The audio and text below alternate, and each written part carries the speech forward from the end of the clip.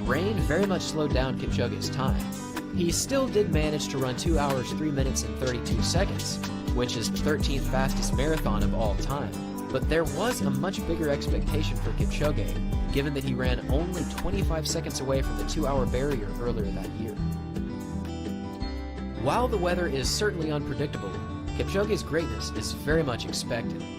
The prospect of breaking the world record in the London Marathon this year is a very realistic goal. Kipchoge in London this year wearing new Nike shoes. Another very important factor that is often overlooked will be the weather. We've already seen how hot temperatures can play a very negative role in marathon performance, so if the temperatures are at all warm, a world record may very well be impossible.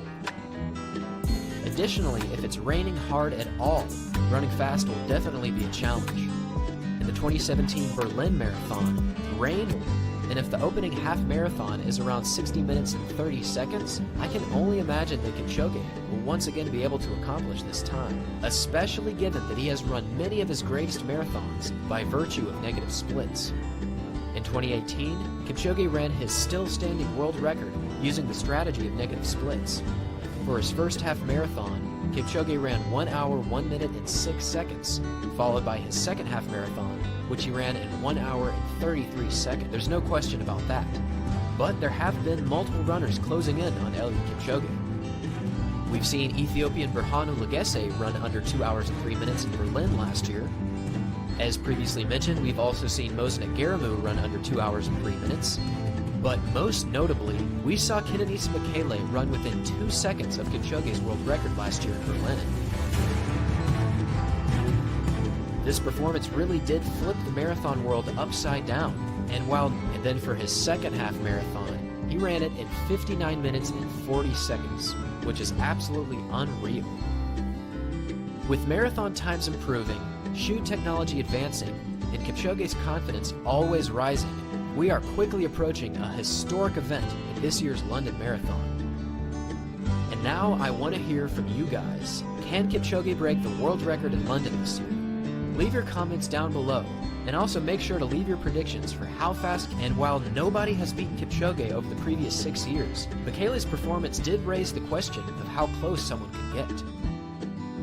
Moving into London this year, we will have 4 out of the top 10 fastest marathoners in history racing against each other.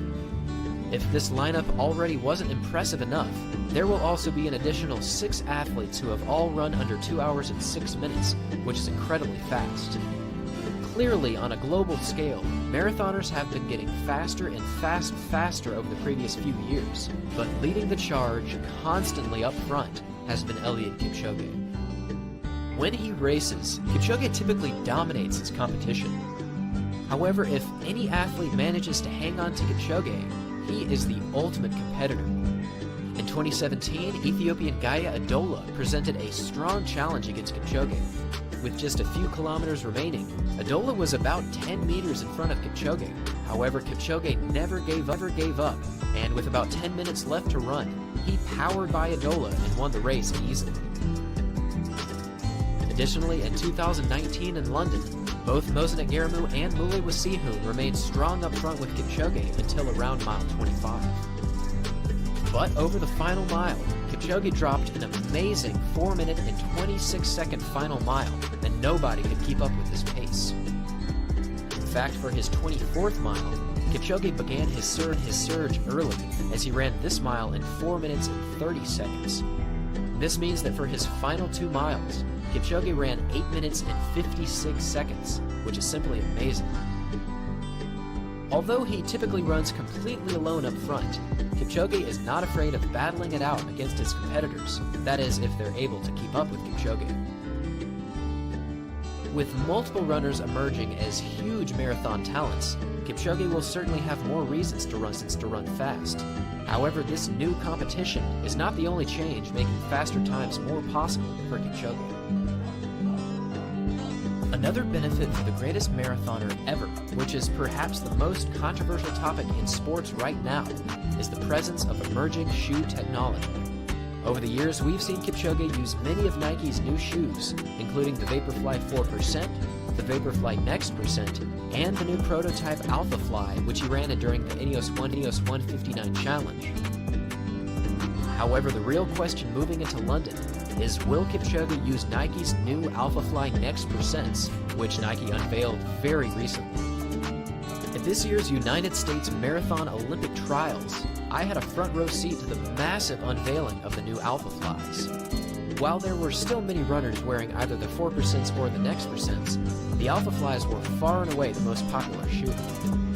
If Kipchoge does decide to move forward and wear the AlphaFlies in London this year, it is possible that they could play a huge role in a faster performance.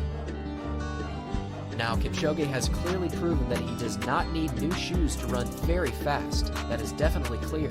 But the AlphaFlies were specifically designed to increase marathon performance, so I can only imagine that if Kipchoge wears these shoes, he too will have a great advantage in running much faster. Nike has already played a huge role in lowering marathon times, and through the years Kipchoge has been the athlete to test out new Nike products, so it only makes sense that these AlphaFlies will very soon be on Kipchoge's feet once again. When asked about these new shoes, Kipchoge said, "To those people who do not want these advancements, I say you cannot stop the world. The world is moving already, and you cannot stop it. You need to accept change and live with the change." While Kipchoge powerfully embraces Nike's new products, not everyone has accepted these new changes. One person very much in opposition is South African sports scientist Ross Tucker, who argues that Nike essentially loaded a spring into its shoes, and the sports governing body was both too slow and too passive in its regulatory response. Even if other companies can match Nike, it's bad for the sport. Regardless of the varying opinions on the shoe debate, Kipchoge has continuously worn Nike shoes throughout his marathon career, so it only makes sense that we will once again see Kipchoge in London.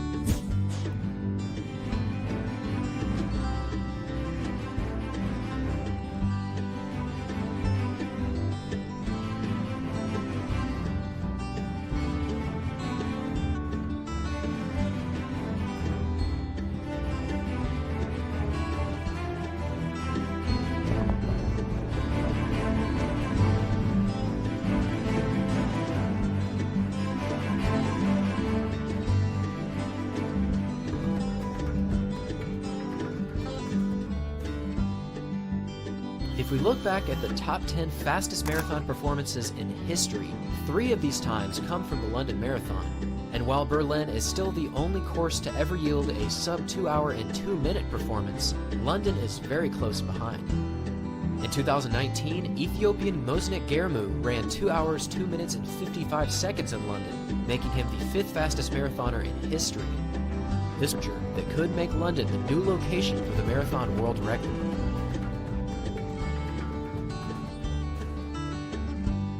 If we look back at the top 10 fastest marathon performances in history, 3 of these times come from the London Marathon. And while Berlin is still the only course to ever yield a sub 2 hour and 2 minute performance, London is very close behind. In 2019, Ethiopian Mosnet Germu ran 2 hours, 2 minutes and 55 seconds in London Marathon. In a recent interview with the BBC, Kipchoge said, "I trust that running a normal marathon in under 2 hours is possible.